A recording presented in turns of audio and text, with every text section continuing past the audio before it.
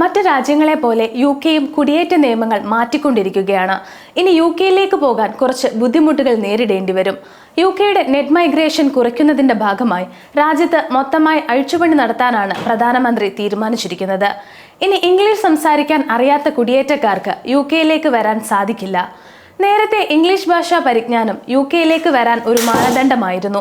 എന്നാൽ പലരും അല്ലാതെയും യുകെയിലേക്ക് കയറി വരാറുണ്ട്. International English language learning system, അതായത് IELTS പാസ്സാകണമായിരുന്നു. അത് വിദ്യാർത്ഥി വിസകളിൽ വരുന്നവർക്കും തൊഴിലാളികൾക്കും ഒരുപോലെ ബാധകമായിരുന്നു. എന്നാൽ യുകെയിലുള്ള പല കമ്പനികളും യൂണിവേഴ്സിറ്റികളും ഇതിൽ കുറച്ച് ഇളവുകൾ വിദേശികൾക്ക് നൽകിയിട്ടുണ്ടായിരുന്നു.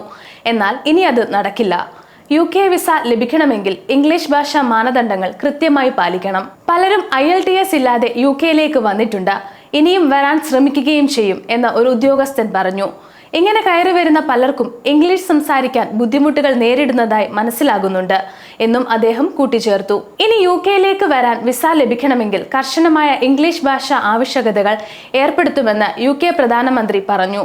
യുകെയിൽ കഴിയുന്ന തൊഴിലാളികളുടെയോ വിദ്യാർത്ഥികളുടെയോ കൂടെ വരുന്ന ആശ്രിതർക്കും ഇനി ഇംഗ്ലീഷ് ഭാഷാ പരിജ്ഞാനം തെളിയിക്കേണ്ടതുണ്ട്. ഇത് ആളുകളുടെ സംയോജിപ്പിനും തൊഴിൽ കണ്ടെത്താനും സഹായിക്കുമെന്ന് സർക്കാർ പറയുന്നു. നിങ്ങൾക്ക് യുകെയിൽ ജീവിക്കണമെങ്കിൽ നിങ്ങൾ ഇംഗ്ലീഷ് സംസാരിക്കണം, അതാണ് സാമാന്യ ബുദ്ധി എന്ന് പ്രധാനമന്ത്രി കെയർ സ്റ്റാർമർ പറഞ്ഞു. കഴിഞ്ഞ 2 വർഷത്തിനിടെ ആശ്രിത വിസയുടെ എണ്ണത്തിൽ വൻ വർധനവാണ് ഉണ്ടായിട്ടുള്ളത്. ഇങ്ങനെ വരുന്നവർ യുകെയുടെ പല ഭാഗത്തും ജോലി ചെയ്യുന്നുണ്ട്. നേരത്തെ ആശ്രിത വിസയിൽ വരുന്നവർക്ക് ഇംഗ്ലീഷ് വേണ്ടത്ര നിർബന്ധമില്ലായിരുന്നു. എങ്കിൽ ഇനി അങ്ങനെയാകില്ല എന്ന് ഇമിഗ്രേഷൻ ഓഫീസർ പറഞ്ഞു. യുകെയിൽ വന്നിട്ടുള്ള മാറ്റങ്ങൾ എന്തൊക്കെയാണെന്ന് നോക്കാം. UK ഗവൺമെന്റ് വിദേശികൾക്ക് പൗരത്വം നൽകുന്നതിലും പുതിയ മാനദണ്ഡങ്ങൾ കൊണ്ടുവന്നിട്ടുണ്ട്. പഴയതുപോലെ ഇതും വേഗത്തിൽ ലഭിക്കുകയില്ല.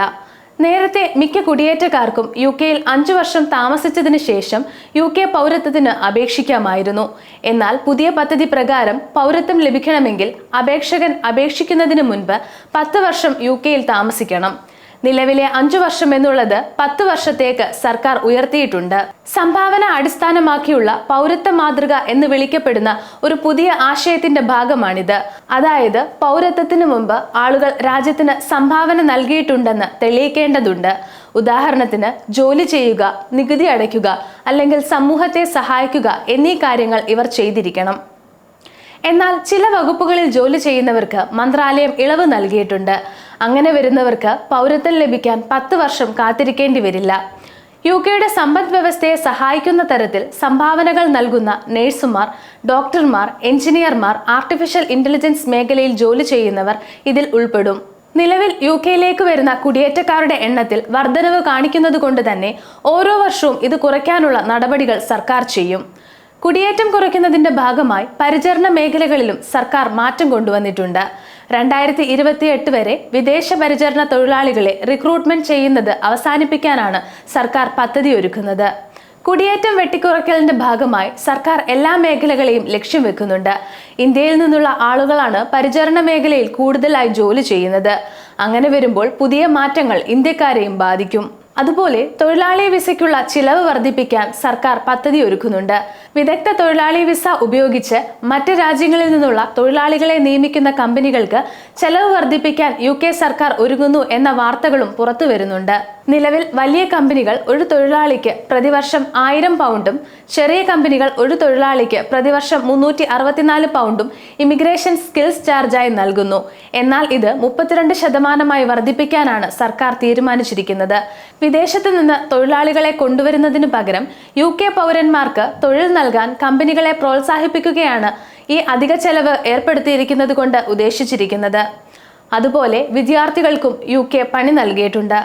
പഠനം പൂർത്തിയാക്കിയ ശേഷം അന്താരാഷ്ട്ര വിദ്യാർത്ഥികൾ 2 വർഷം ഈ വിസ ഉപയോഗിച്ച് യുകെയിൽ താമസിക്കുമായിരുന്നു.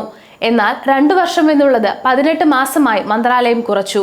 ഇനി യുകെയിലേക്ക് വിദ്യാഭ്യാസത്തിനായി പോകുന്നവർക്ക് പഠനം കഴിഞ്ഞ് 18 മാസം മാത്രമേ യുകെയിൽ താമസിക്കാനും ജോലി ചെയ്യാനും കഴിയൂ. അതിനുശേഷം വിദ്യാർത്ഥികൾ മറ്റു വിസകളിലേക്ക് മാറണം. ഇതിന് ഗ്രാജുവേറ്റ് റൂട്ട് വിസ എന്ന് വിളിക്കുന്നു.